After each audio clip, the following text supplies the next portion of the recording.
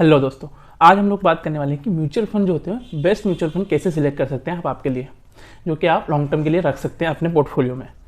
तो सबसे पहले हम देखते हैं कि भाई लोग नॉर्मली म्यूचुअल फंड कैसे सिलेक्ट करते हैं।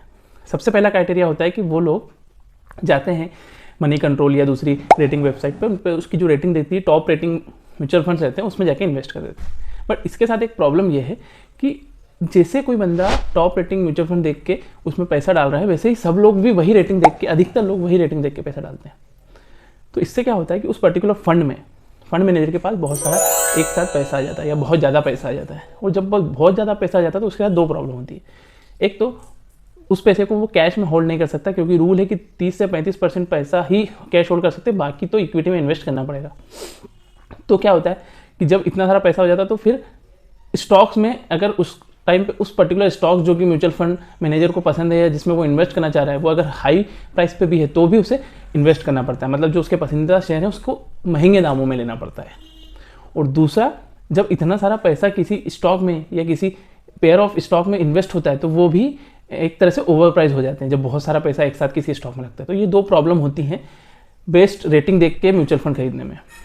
दूसरा होता है कि नॉर्मली जो देखते हैं लोग, वो देखते हैं कि लास्ट 3 ईयर का परफॉर्मेंस देख लेते हैं, उसमें जो अच्छा रिटर्न दे रहा है उसमें इन्वेस्ट कर देते हैं। तो लास्ट 3 साल का इन्वेस्टमेंट का रिटर्न देखकर किसी भी म्यूचुअल फंड में अंदाज़ा नहीं लगा सकते कि वो अगले आने वाले 4-5 साल 10 साल में अच्छा रिटर्न देगा, क्योंकि 3 साल में रिटर्न कोई भी म्यूचुअल फंड दे सकता है। या हो सकता है मार्केट कंडीशंस ऐसी हो, जैसे अभी हम देखें तो लास्ट 3 साल से अच्छा रिटर्न मिल रहा था, अब मार्केट करेक्ट होना चालू है। तो हो सकता है कि लास्ट 2 साल में कुछ म्यूचुअल फंड में बहुत अच्छा रिटर्न दिया हो, तो इसका मतलब ये नहीं कि वो अच्छे म्यूचुअल फंड है। तो ये दो गलतियां नहीं करना है हमको। तो फिर भाई क्या करना है, किस तरीके से हमको म्यूचुअल फंड सिलेक्ट करना है, एक बेस्ट म्यूचुअल फंड। कुछ चीज़ें हैं जो कि ध्यान में रखना चाहिए जब कि आप म्यूचुअल फंड सिलेक्ट करते हैं। सबसे पहला कि 2-3 साल 4 साल का हमको रिटर्न नहीं देखना, एटलीस्ट 10 साल का देखना है। और अगर उससे ज़्यादा का उसका ट्रैक रिकॉर्ड अवेलेबल है तो उससे ज़्यादा का देख लीजिए। और देखिए कि लास्ट 10 साल में वो फंड जिस भी कैटेगरी का है तो वो अपनी कैटेगरी में, अगर वो स्मॉल कैप है तो स्मॉल कैप, मिड कैप है तो मिड कैप, और लार्ज कैप है तो लार्ज कैप में वो टॉप पे है कि नहीं, एटलीस्ट टॉप 20 में होना चाहिए। अगर वो पिछले 10 साल में 10 साल में अधिकतर 8 से 9 बार वो टॉप पर है, या बोल सकते हैं 10 बार टॉप पर है, मतलब टॉप पर है मतलब कि टॉप 20 में है, जरूरी नहीं कि वो टॉप 3 में हो, टॉप 20 में भी है अगर, तो इसका मतलब ये है कि जो फंड मैनेजर है उस फंड का पर्टिकुलरली वो उस पर्टिकुलर फंड को अच्छी तरीके से मैनेज कर रहा है, बहुत ज़्यादा रिस्क नहीं ले रहा है टॉप में जाने के लिए। तो कंसिस्टेंटली वो अच्छा रिटर्न दे रहा है उस 10 ईयर में, इससे हमें पता लगता है। क्योंकि होता क्या है कि कुछ जो फंड मैनेजर होते हैं या कुछ फंड ऐसे होते हैं जो कि ज़्यादा रिटर्न देने के चक्कर में ज़्यादा रिस्क ले लेते हैं।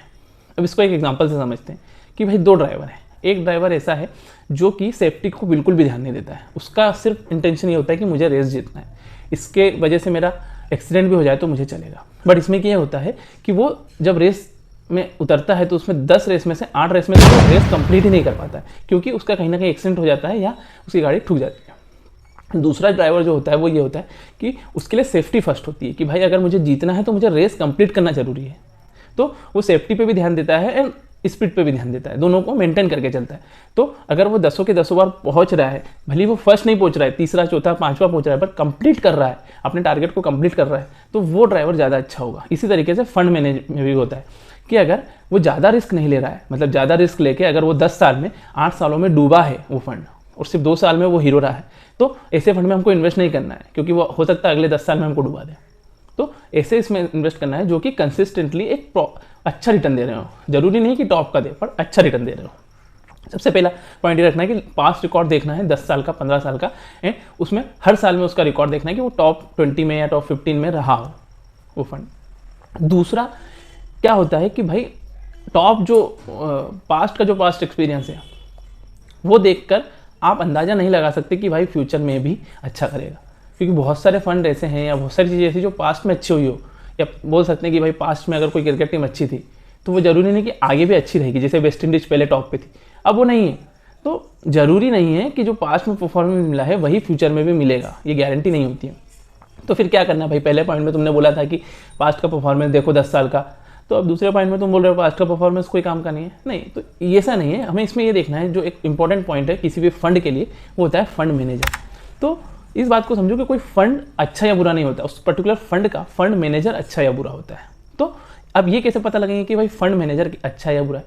तो इसको जानने के लिए सिर्फ 2 सिंपल रूल हैं, वो देख लीजिए, इससे समझ में आ जाएगा। सबसे पहला, कोई भी फंड मैनेजर है उसका देखिए कि भाई कोई भी फंड को वो जब मैनेज कर रहा है तो पिछले 10 साल 15 साल में अच्छा रिटर्न दिया है नहीं दिया, और ये देखिए कि वो फंड मैनेजर और कौन से दूसरे फंड अगर मैनेज कर रहा है क्या। तो मान लो अगर वो 4 फंड मैनेज कर रहा है, 4 में से 3 फंड में उसको नुकसान होता है, एक फंड में किसी न किसी साल में कोई एक फंड उसका अच्छा चल जाता है। हर एक साल में एक फंड अच्छा चल रहा है, 2-3 फंड तो उसको डुबा रहे हैं या एवरेज जा रहे हैं, और एक दूसरा फंड मैनेजर है जो कि 3 फंड में कंसिस्टेंटली अच्छा रिटर्न दे रहा है, 3 में या 4 में कंसिस्टेंटली अच्छा रिटर्न दे रहा है हर साल। तो इसका मतलब ये कि वो जो दूसरा वाला फंड मैनेजर वो अच्छा है, वो प्रॉपर रिस्क और रिटर्न को मैनेज करके चल रहा है और अच्छा रिटर्न दे रहा है। और ये एक फंड मैनेजर है, हो सकता है इसका जो एक फंड का रिटर्न है वो तुक्के से चले गया। तो ये जरूर ध्यान रखना है कि फंड अच्छा है बुरा नहीं था, फंड मैनेजर अच्छा हो, तो फंड मैनेजर को चूज करिए और देखिए कि कोई पर्टिकुलर फंड है जो पिछले 15-20 साल से अच्छा परफॉर्म कर रहा है और उसका भी रिसेंटली फंड मैनेजर तो चेंज नहीं हुआ है। तो अगर फंड मैनेजर चेंज हुआ है तो उस पर्टिकुलर फंड मैनेजर का ट्रैक रिकॉर्ड देखिए, क्योंकि हो सकता है उस पर्टिकुलर फंड मैनेजर के जाने से इस फंड को बहुत ज़्यादा इंपैक्ट हो। तो दूसरा फंड मैनेजर को देखना बहुत जरूरी है। तीसरा होता है AUM, असेट अंडर मैनेजमेंट। तो बहुत ज़्यादा अगर AUM हो जाता है किसी भी फंड का, किसी भी म्यूचुअल फंड का, तो फिर उसको मैनेज करना बहुत डिफिकल्ट हो जाता है, क्योंकि बहुत ज़्यादा एक्सेस केस हो जाता है। जैसे हमने भी बात करी थी, 30 से 35% से ज़्यादा कैश नहीं रख सकता है फंड मैनेजर। अब उसके पास अगर कैश है तो अब उसको इन्वेस्ट करना पड़ेगा। अब हम अगर बैठे हैं मार्केट में, हमारे पास अगर एक्सेस कैश पड़ा है, FD में पड़ा है, सेविंग में पड़ा है, और मार्केट बहुत हाई प्राइस है, ओवर प्राइस है, तो हम इन्वेस्ट नहीं करेंगे उस टाइम पे। बट म्यूचुअल फंड मैनेजर के साथ ऐसा नहीं होता है, उसके पास ऐसी चॉइस नहीं होती कि वो भी इन्वेस्ट नहीं करे। अगर उसके पास कैश है म्यूचुअल फंड में तो उसको इन्वेस्ट करना पड़ेगा।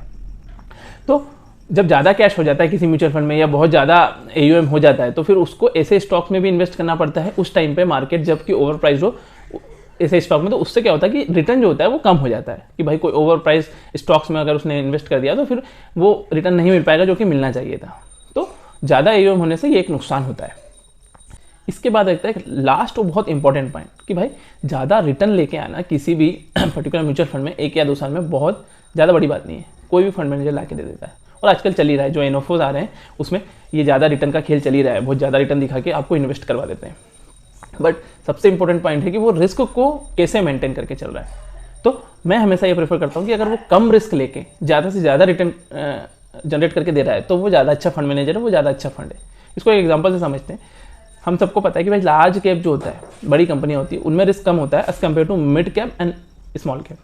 तो अगर कोई बंदा है जो लार्ज कैप का म्यूचुअल फंड चला रहा है और वो हमको 20% या 18% का रिटर्न देके दे रहा है, हम मान लेते हैं कि 20% का रिटर्न दे रहा है, वहीं कोई मिड कैप का फंड मैनेजर है जो मिड कैप म्यूचुअल फंड चला रहा है, वो हमको 22% दे रहा है उसी पर्टिकुलर ड्यूरेशन में। इसने 20 दिया, इसने 22 दिया, तो मैं इस 20 वाले के लिए जाऊंगा, क्योंकि ये कम रिस्क लेके भी 20% दे रहा है और ये बहुत ज़्यादा रिस्क लेके इस पर्टिकुलर लार्ज कैप से मिड कैप में जाके ज़्यादा रिस्क लेके भी 2% ही ज़्यादा दे रहा है, बहुत ज़्यादा रिटर्न जनरेट करके नहीं दे रहा है। तो हमेशा ध्यान रखिए कि जो मिनिमम रिस्क में एक अच्छा रिटर्न जनरेट करके दे पाए वो फंड में जाइए, उस फंड मैनेजर के साथ जाइए।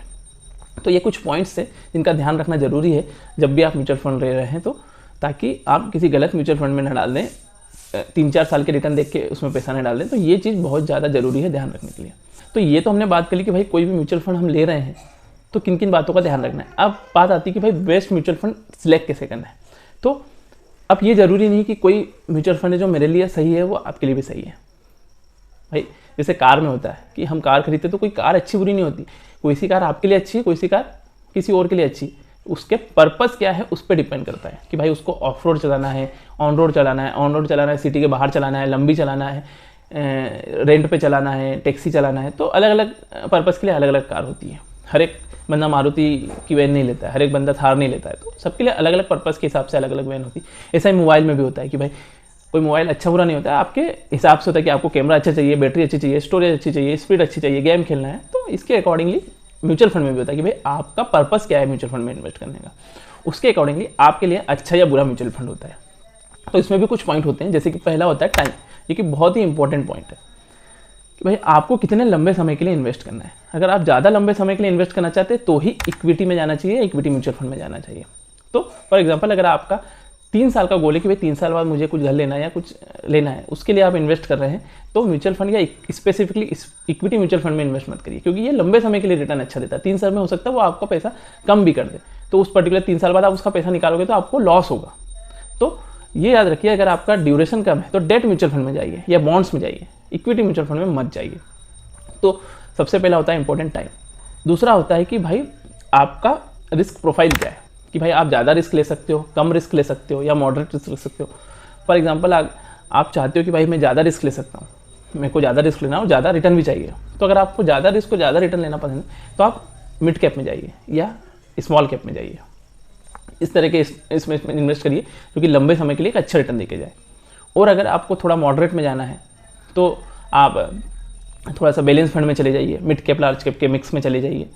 और आपको बहुत ही एवरेज मतलब बहुत ही कम चाहिए, कंजर्वेटिव हो आप, तो फिर आप इक्विटी और डेट के कॉम्बिनेशन में जा सकते हैं। तो इसके अकॉर्डिंगली, आपके रिस्क प्रोफाइल के अकॉर्डिंगली आपका म्यूचुअल फंड डिसाइड होता है। ऐसा नहीं कि आप बहुत ही रिस्की म्यूचुअल फंड में इन्वेस्ट कर दिया, 2 साल बाद आपको नेगेटिव में दिख रहा है, आपने उसको बेच दिया डर के, तो ऐसा नहीं करना है। आपके रिस्क प्रोफाइल के अकॉर्डिंगली आपको म्यूचुअल फंड डिसाइड करना है। फिर आता है एज। आपकी एज के ऊपर भी बहुत ज़्यादा डिपेंड होता है म्यूचुअल फंड।